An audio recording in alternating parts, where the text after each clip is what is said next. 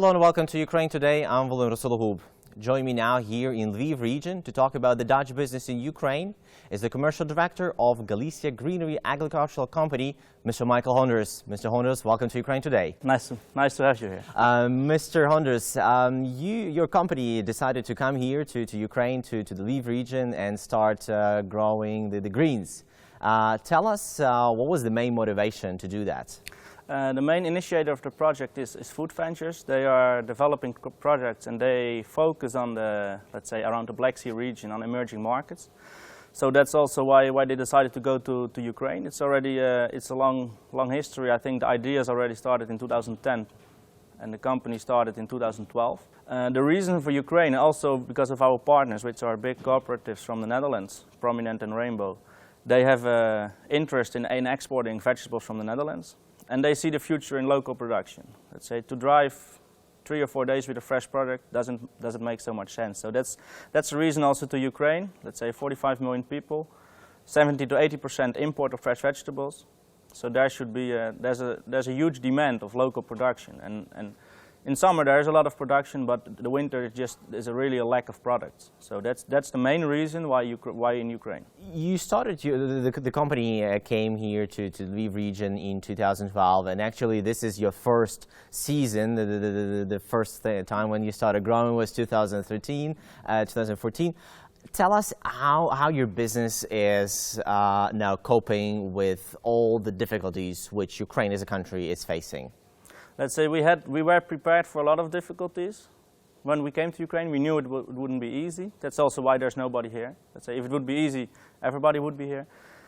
But we didn't expect a devaluation from 10 to 30 and a war. Let's say that was not in the books. So that was another difficulty for us. And in the beginning, in 2012, we lost our initial Ukrainian partner, which made it for us at the moment that we came that we had to find a new investor, Ukrainian partner, which with all things happening in Ukraine was rather difficult and impossible.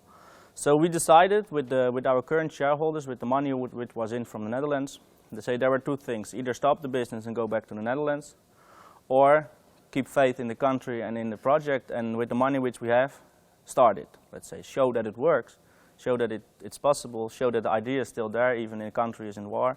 And that was when we started with let's say, with the salad part. Just for us, it was like start it, show that it works. It's not a story anymore, but it's a real company. And from that point, we are developing now. That's also why this year we will build another, let's say, another part of the greenhouse to continue our operations. So tell us about your plans for the nearest future. You already set up, you are in your first season of growing greens. What's next for you? This year we want to build, because we see this really profitable business, this salad. So this year we want to double the salad part. And it depends on the partners which we can find, is what, let's say, where we can, how much we can increase. So let's say with the current shareholders we said, okay, we will do the first step, because that's also a thing that investors, they want to see something, let's say. If we don't do it, why would they do it? So we said we make a first step now again. We did this part. We see that it works. We will continue. And then again, we were trying to find a partner who can, together with us, develop the whole company. So then there should be, let's say, a 5-hectare greenhouse soon. You're saying that you're trying to find a partner. Is really someone in sight? There are, let's say, I must say that the last year, it's, let's say 2012, when we started with finding a partner, was when we lost our initial partner, was rather difficult and impossible. So back then, everybody stopped. All parties which we are speaking with, they say, let's put it on hold. Ukraine is actually, the whole Ukraine is on hold. Nothing is happening, we will do nothing, so everybody stopped. So that was for us, was really difficult, so we had to do everything ourselves. And now we see that all this, also people from back then would say, we stop with it, or at least come back to talk. They see something, they see what's happening, they see the country developing, at least the right way. And that's also why, let's say, now it's much more people are interested in the project. Mr. Honders, apart from the currency devaluation which you spoke about earlier, what are the other main challenges which your company faced when you started doing business here in Ukraine? Bureaucracy. It's a huge machine. Let's say what we should, if it start turning, it turns. But let's say it should turn the right way. For us, the most things like import permit was a difficult thing. It took a lot of time, but we had a huge support from the local government. We had a huge support from the European Business Association, who helped us with all kind of difficulties. And we faced all the, yeah, let's call it, in the past, Ukrainian things, like people who try to earn money, try to come with things that you never expect. For example, if you're used to do business in the Netherlands, you don't expect it there. All these small things, and then the main thing, what it costs, if you have patience, is time. It doesn't have to cost money, let's say. It's not that what people think, that you have to pay everybody here and they will work. It costs time. And that's also for us in our case. We took half a year to get a permit to import a greenhouse. Let's say, which if I bring today something to the Netherlands, then tomorrow I can import it, for example. So it's, and that's the thing, what is going better, let's say. Now we see, because we did it step by step, we see that nowadays it's already much easier to do such things. So in customs we really see things changing, but they're, let's say, they have a long way to go still. If you're comparing doing business in Ukraine and doing business in the Netherlands, obviously in the Netherlands it's much more easy, it's much more developed, it's much more business friendly, if you allow. What are the benefits of doing business in Ukraine? There's not, let's say, there's not always only one solution. In the Netherlands, everything is arranged. So there's, for every problem, there's like fixed steps which you should just take, and then that problem will be solved. And here there are sometimes 10 possibilities. So here you can be still really creative in solving problems, let's say. So that's a really nice thing. And the other thing is just that, like, the market here is, let's say, it's much more interesting for us than in, for example, in the Netherlands. We have so many producers in the Netherlands who are exporting to Ukraine, to England, to Germany, everywhere in Europe. So let's say that market is already, let's call it, more or less full. So as long as if they export to Ukraine, then it should be for us for sure reasonable to produce here. And the interesting thing in Ukraine is also, like, yeah, it stays a challenge, but if it's difficult, it also means that there are, let's say, high benefits. If we look at pricing for products, let's say we can almost go to a Dutch level. And if you compare salaries, that wouldn't be reasonable. What about the workforce? What are the qualities of the local people which are different from the ones you have in the Netherlands? In greenhouses in the Netherlands, we have a lot of people actually from Eastern Europe, from Poland, just because labor costs are really big costs in the Netherlands. And if we compare that with Ukraine, then especially also now, this labor costs are so low. So that's a really big benefit for us, that just, yeah, loans are lower. So that's for us a really good thing to hire people. And people want to work, let's say. Of course, we also have people who doesn't like it, who leave. But most of them, and most important is, let's say, the people just, let's say, the middle management. So to have an agronomist here who is running the greenhouse, to have a sales guy who is selling the products. And this middle management, let's say, this is like, this for us the most important, and where we also invest the most of time to send people to the Netherlands, to train them in the Netherlands, to show them actually what greenhouse is, because all these people who work here, they never saw it. They had no idea, let's say. Probably they heard a greenhouse, but then an old Soviet one without windows, and which are just standing somewhere. And so that was really a challenge. Let's say in the Netherlands you have so many greenhouses, so it's developed. Let's say there are university studies to work for greenhouse, let's say, works, not the operational work, but the management. Here, all agriculture studies are focused on, let's say, outside growing. So that was a real challenge for us to find the right people, and then also find them from Busk. Because, let's say, yeah, to import people is not so difficult, but let's say we are here in Busk, we want to support the community here in Busk, so we also should give these people from Busk work. And actually that's also why I'm the only foreigner, let's say, or the only one not from Busk in this company. So that's really nice, and then they are really supportive, and people want to work, and they're good workers also. So that's, for us, it's an important thing, because if they don't cut a salad, then we have nothing to do. If we talk about you personally, you've been living in Ukraine for several years now. When you were first moving here, what were your main fears about this country, about the new country? Yeah, to be honest, I had no idea, because it was more a coincidence that I end up in Ukraine. It was nowhere on my list, like, I will work in Ukraine. So it was more a coincidence that I came here, and yeah, the simple thing, the first time I crossed the border was by car, and I was afraid that they will take my passport and they will come back, and if I wouldn't pay, I wouldn't get it back. Let's say that basic fear I had, and now I think it's so stupid, but at that moment it was just, I had no idea, like, you know, it was Russia for us. Let's say it's the East. So it's like, we don't know it, we never been there, so it was strange.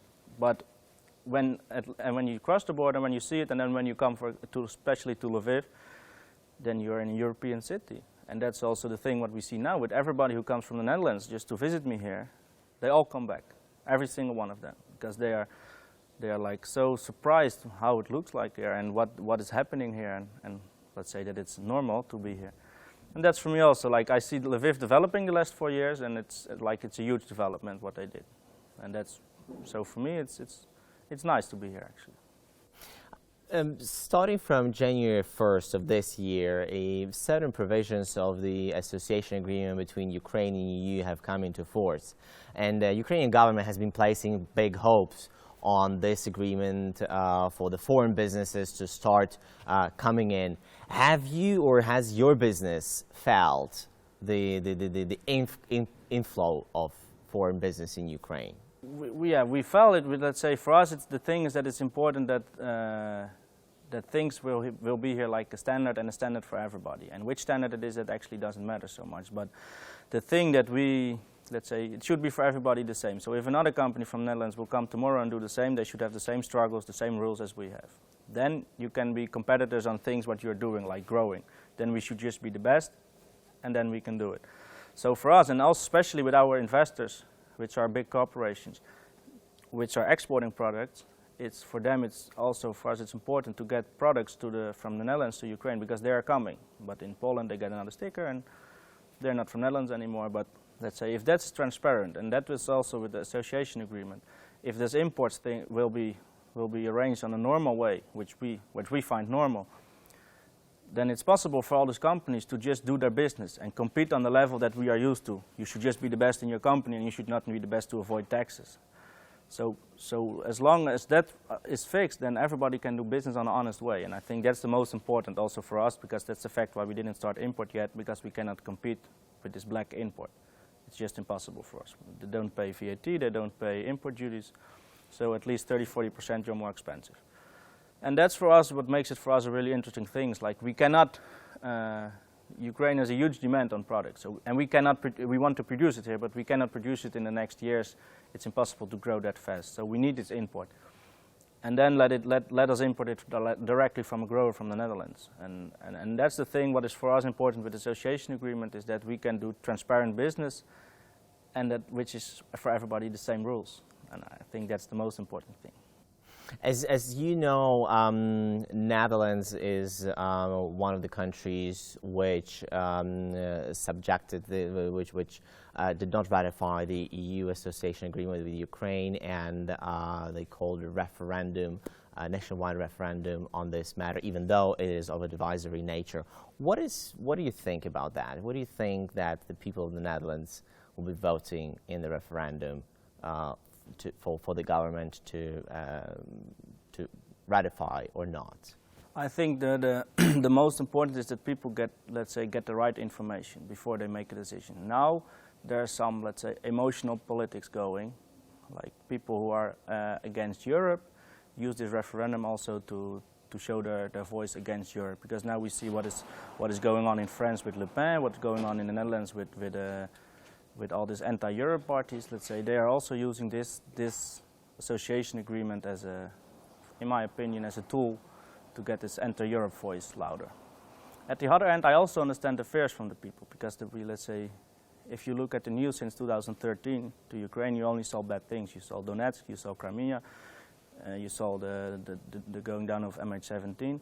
So I understand that people are, let's say, they have fear, but I think when we give right information and we really show how it really is, that the same thing is the simple example. If people are coming here to visit me or to have a look at the country, people start to call, should you do it? Is it not dangerous? Things like that. And when they are here and they call somebody and they say, yeah, next time we go together. And so I think people don't know, and that's the most, yeah, I wouldn't say difficult thing, but most important thing is to inform people honestly, let's say, to really what is going on, really what it can mean for the business. There are 45 million people here who are willing to work, who also can buy things.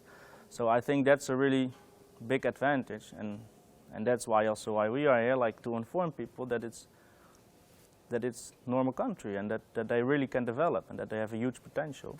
So, Mr. Honders, if you had a chance to address the people in the Netherlands right now, what would you say to them? come and have a look before you judge about something which you never saw. And I think that's not everybody has the opportunity to visit Ukraine, that one I understand, but let's say don't lead yourself by some emotional politics, like what is going on, what's come from Putin, what comes from other politics, who try to make people afraid for something which they never saw.